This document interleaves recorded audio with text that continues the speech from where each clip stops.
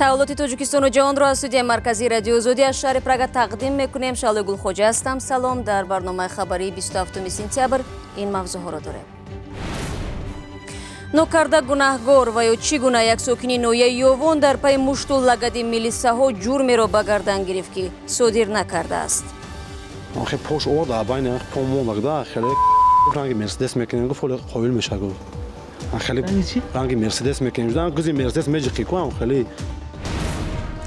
бар зидди сил мубориза мебарам. Созмони милал Шабнами Сурайёро ба НюЙорк даъват кард. Ин овозхони тоҷик ба барномаи ҷилавгирӣ аз бемории сил интихоб шудааст. аз тафтиши либос то санҷиши омӯзгор пулис дар мактабҳои шаҳри Душанбе амалиёт мегузаронад. баъзе волидайн аз каммасъулиятии омӯзгорон нигаронӣ мекунанд. معلم میگه نفته معلم میگه تو تلفن داری من یک دو تلفن کنم تلفن چند رقم شهر 93 تسلا یا که میگافون از این گپ رو میپرسم من در مکتب کار کردم. аммо оғоз мекунем аз омодагиҳо ба ҷаласаи сарони кишварҳои ҳамсуд. шурӯъ аз субҳи имрӯз раҳбарони баъзе аз ин давлатҳо вориди Душанбе шуданд. аз ҷумла президенти Молдова ва Ӯзбекистон ҳоло дар пойтахти Тоҷикистон қарор доранд. Шавкат Мирзиёевро шахсан Эмомалии Раҳмон дар фурудгоҳ пешвоз гирифт. сарони ду кишвар то ин лаҳза густариши ҳамкориҳоро баррасӣ карданд. гузашта аз ин раҳбарони Тоҷикистону Ӯзбекистон боғ ва муҷассамаи Абдурахмони Ҷомеъ ва Алишери Навоиро дар шаҳри Душанбе ифтитоҳ намуданд. баъди ин Эмомалии Раҳмон Шавкат Мирзиёевро дар шаҳри Турсунзода ҳамроҳӣ кард. аммо мо бармегардем ба Душанбе ва бо барномаи ҷаласаи раҳбарони кишварҳои муштарак ошно мешавем. Мола Раҷаб Юсуфӣ дар ин бора тафсилот медиҳад. شهر دوشنبه میزبان نشست سرانی کشورهای عضو اتحاد دولت‌های مستقل میباشد. در این نشست سران 9 کشور عضو این اتحاد اشتراک میکنند. اوکراین به این نشست هیئت نفرستاد و ترکمنستان را باشد معاون نخست وزیر نمایندگی میکند. قرار است در نشست دوشنبه سران عضو اتحاد دولت‌های مستقل 16 مسئله را بررسی کنند که مهمترین آنها این سازشنامه درباره مبارزه با جنایتکاری برای سالهای 2019-2023 و سازشنامه درباره مبارزه با جنایتکاری در ساحه تکنولوژی‌های اطلاعاتی میباشد. این چنین در نشست دوشنبه تاجیکستان رهبری دورگی اتحاد دولت‌های مستقل را به ترکمنستان می‌سپارد. از شب گذشته ورود سران کشورهای عضو اتحاد دولت‌های مستقل به دوشنبه شروع شد و تا این لحظه علیه رئیس جمهوران مولدووا و شوکت میرزیویف پرزیدنت ازبکستان وارد دوشنبه شدند. چاره‌بینی‌های وابسته به نشست سران کشورهای عضو اتحاد دولت‌های مستقل در دوشنبه دو روزهای 27 و 28 سپتامبر برگزار می‌شوند و قرار است بعد از ظهر 27 سپتامبر در دوشنبه نشست شورای وزیران کارهای خارجی این اتحاد برگزار شود و فردا 28 سپتامبر سران 9 کشور عضو اتحاد دولت‌های مستقل در دوشنبه در کاخ سامان با هم ملاقات خواهند کرد. гузориши Молораҷаб ва Барод Юсуфӣ буд. бинандаи азиз, дар ҳамин лаҳзаҳое ки барномаи мо пахш мешавад дар Душанбе нишасти вазирони корҳои хориҷии давлатҳои муштарак ҷараён дорад. тафсилотро каме дертар метавонед дар вебсайти радиои Озодӣ пайдо намоед. достони вилояти Хатлон ба таҳқиқи латукуби як сокини ноҳияи Ёвон пардохтааст. Шаҳбоз Аҳмадов 26 сола мегӯяд 2 моҳи пеш кормандони пулис ӯро бераҳмона шиканҷа карданд. акнун ӯ мехоҳад омилонро ба ҷавобгарӣ бикашад. ин қазияро эътирофи созмонҳои ҷамъиятии зидди шиканҷа ва беҷазоӣ ҳам пайгирӣ дорад. Шаҳбоз Аҳмадов дар суҳбат бо ҳамкорони мо даҳшатеро ки дар шӯъбаи корҳои дохилии Ёвон аз сар гузаронд ба ёд овард. گفتم به کالا میگیرم به کالا نگرفتم مکان. شهباز احمدو ساکنی 26 ساله ناحیه یوان میگوید 4 روز در شعبه کارهای داخلی ناحیه شکنجه شده است. کارمندان پلیس از او طلب کردند حمله به یک ساکن این ناحیه را در نزد قصر فرهنگ که با کارد زخمی شده بود برداشت بگیرد. آخه پاش آورد بین پامون لگده خیلی رنگ مرسدس میکنه گفت قابل میشه گفت. خیلی رنگ مرسدس میکنیم گوزی مرسدس میجقی کنم خیلی اما خزدان ازدم پر جقیدم بین پامونا جقیدم به کانال نگرفتم گفتم من کارم خزوندم بشکن خو کنم بشکن خو کنم دستور امیت کارم دستور پشت کردن ناروشنی زدن محمودش کی باشه سوید مونداد سایه گفت کاری چی بگی گیرون گفت یا مرتبه گیرون کردم کارم میت کردم دا شمار تاگزه تاگزه سایه کنه چه تاگ مزن تو کنه تاگزه سایه من نگفتم من کارم جونسام من کارم گفتم دا шаҳбоз мегӯяд танҳо дар зери шиканҷаи гӯшношунид маҷбур шуд ба хотири халосии ҷонаш гуноҳи нокардаро ба дӯш бигирад. шиканҷае ки бо истифодаи шиддати барқ иҷро шудааст. як 2-3 минут кунак зада саякнак ларзонсан гири дорумда анак карсан ба кала бигида ва ман маҷбур шудам акда ҷонум ширин ка гуфтум бест на калам карачи гуфт ба кала гирифт гуфт ва гирифтан ҳам шикоидан. баъди ба гардан гирифтани гуноҳ кормандони пулис шаҳбозро бо шахси ҷабрдида рӯбарӯ карданд. ӯ гуфтааст ки шаҳбоз ба ӯ ҳамла накардааст. баъди рад кардани ҷабрдида ба нақли шаҳбоз кормандони пулис хостанд پای یک نفر دیگر رو هم به این قضیه کشانند. او احساس گفت یک کاری دیگه دیگه چیکار میری که چی میگی کاردا اول گفت خونه گفت با احساس گفت که میرم میگی اول کاردا بچه گلوف گرفتی میگی با میرم خونه تو کار نگیری با گرفتن اون بیچاره را گناهگار کردن اوران عدل قتیم محکم کردن شیاست کردن دا اوج چی مسئولیت کردیم نشد پولشون مسئله پخ بر سر دادن.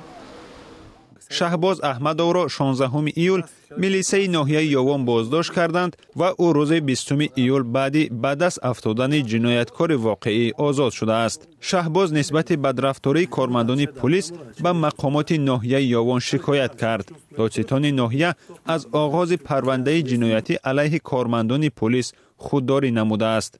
مقامات پلیس ناحیه یوون تا حال در این باره رسما شرح ندادند. دادستان کلی تاجیکستان دستور داد که پرونده را دوباره بسنجند. شهباز احمد در پرسش به دادستانی گفته است شکنجه شده است و گناه را زیر لط و کوب برداشت گرفت.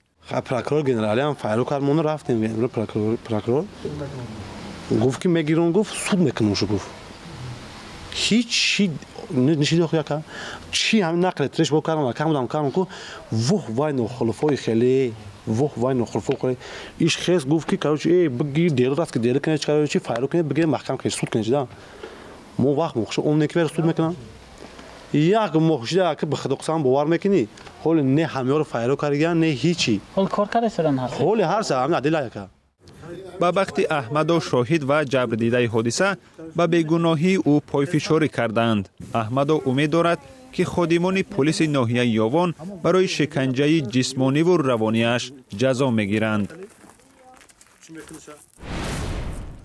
رو می‌آوریم به موضوعهای دیگر. سازمان ملل متحد برای جلوگیری از بیماری سیل شبنمی سوریو را جلب کرده است. این آوازخوان شناخته تاجیک به نیویورک دعوت شد و روز 26 سپتامبر در نشست سطحی بلند مربوط به بیماری سیل در مجمع عمومی سازمان ملل اشتراک کرد. خود شبنم در صحبت با رادیو آزادی گفت همیشه برای مبارزه با بیماری سیل تلاش به خرج می‌دهد. جلب هنرمندان و آوازخوان‌های معروف از کشورهای جهان به مسئله مبارزه با بیماری سیل به گفته مسئولان این طرح به خاطر کاهش دادن استیگما و یا تبعیض گرفتاران این بیماری است. طبق آمار اخیر در تاجیکستان بیش از 5000 گرفتار بیماری سیل رسما ثبت شده است.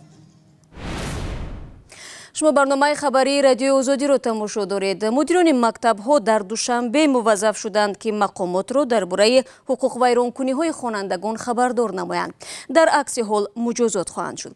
اما این یگانه ناوگانی در مؤسسه‌های تعلیمی پایتخت نیست. من بعد هفته یک مرتبه پلیس در مکتب‌ها عملیات می‌گذراند. سببش را زرانگیزی نوروز پیگیری کرد.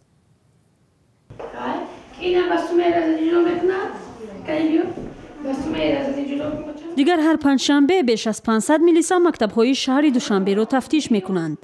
مقامات پایتخت چنین دستور داده است. و میآیند سر لباس می‌بینند، اشیاء را می‌بینند، هست و نیست می‌بینند، همه چیزا می‌بینند.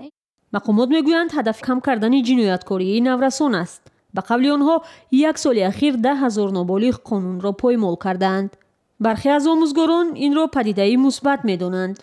همون کارمندان میلیسا میان با ما مثلا ما میخوایم که بسیارتر اویدی انمون نوارو را بیارن بچه ها بینن بگذار و یا بینن یا بارگه که خیلی همه پشایمان هستن نابالغان. اکثر آموزگاران نگرانی میکنند که بعضا با این بهانه ملیساها با کاری آموزگار و رفت تعلیم دخالت میکند و از دایره صلاحیت خود بیرون میروند.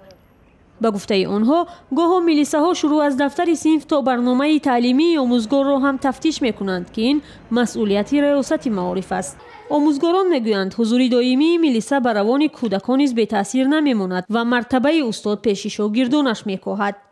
онҳо мегӯянд милиса бояд барои фаҳмондадиҳӣ биёяд, на барои тафтиши мактабу омӯзгор. фирӯза қодирова омӯзгори синфҳои ибтидоӣ аст. то мегӯяд барои ҳар коре ки хонанда дар вақти таътил ё берун аз мактаб мекунад, набояд омӯзгор ҷавобгар бошад. падар модар дар дигар тараф дар русия кор мекунанд. бори хона дар си зари модаро ҳастанд, вазбинӣ мекашанд. вақте ки як бор мактаб овард пахт дигар дуюмбаро номад, аз аҳволи бачааш хабардор нашуд. албатта бача сус мешавад. фикр ман ки ҳамин ҳамкория волидан бо мактаб зид кунад. ба гуфтаи ин омӯзгор, волидон машғули кору зиндагии таълиму тарбияи фарзандонро пурра бар дӯши муаллимон партофтаанд ки дуруст нест. он коре ки дар мактаб шуд вобастагӣ ба муаллим дорад. он коре ки берун аз мактаб шуд дар хона шуд, масалан ӯ ҷавобгариш ба модаи бояд падару модар гузошта шавад. дар ҳоле ки омӯзгорон волидонро бепарво мегӯянд, падару модар нигаронанд ки омӯзгорон эҳсоси масъулият надоранд. мо вақте ки мехондем муаллимо шаб омада моро тафтиш мекардем, оё мо дарс тиёр мекунем ё не. ҳозир не. муаллим мега нофте, муаллим мега ту телефон дорӣ, ман якҷо телефон кунам, телефон чанд рақам 93 тесела ё ки мегафон аз ин гапро мепурсам. ман дар мактаб кор кардам, ин корро медонам. нос мепурсад, сигарет мепурсад. бино ба иттилои расмӣ, дар 3 соли ахир 6000 омӯзгорро барои иҷро накардани масъулият ба додгоҳ кашидаанд. дастаи мунтахаби наврасони Тоҷикистон ба даври чорякниҳоии бозиҳои қаҳрамонии футболи Осиё 2018 роҳ ёфт. ин даста дар бозии севумаш миёни бозингарони сери 16 сола дар Малайзия бар тими Таиланд бо ҳисоби 2-1 пирӯз шуд. ёдовар мешавам, дастаи мунтахаби наврасони Тоҷикистон дар нахустин бозиаш дар марҳилаи ниҳоии қаҳрамонии Осиё аз тими Малайзия бо ҳисоби 2-6 шикаст хӯрда бозии дугумашро бо тими Ҷопон бо ҳисоби мусовӣ ва бидуни гол анҷом дода буд. ва дар идомаи мавзӯи футбол, ҳар ҷонвар вобаста ба фарҳанги миллат мақоми хос дорад. масалан дар Испания яке аз ситораҳои футболи ҷаҳон Лионел Мессиро буз меноманд. яъне ин ба маънии бузи кӯҳӣ аст ки бузургтарин қуллаҳоро фатҳ мекунад. ҳамин гуна ба ифтихори ин ҷонвари нодир дар ноҳияи Мӯъминобод муҷассама гузоштанд, вале ғайри интизор сарнавишти ин бузи кӯҳӣ талх шудааст. ин пайкараи бузи кӯҳист. чанд вақт инҷо меистод, гирифтандаш. мардум хайли нахостам ки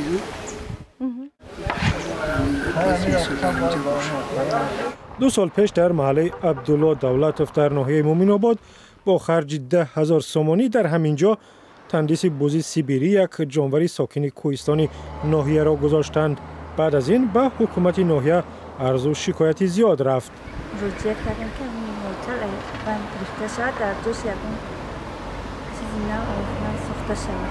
моҷаро сари калимаи буз аст, чун ҷавонони инҷо хабаркаш ва дасисабозро буз меноманд. вуҷуди пайкари ҷонвар дар инҷоро сокинони маҳалла сабаби масхара шуданашон донистанд.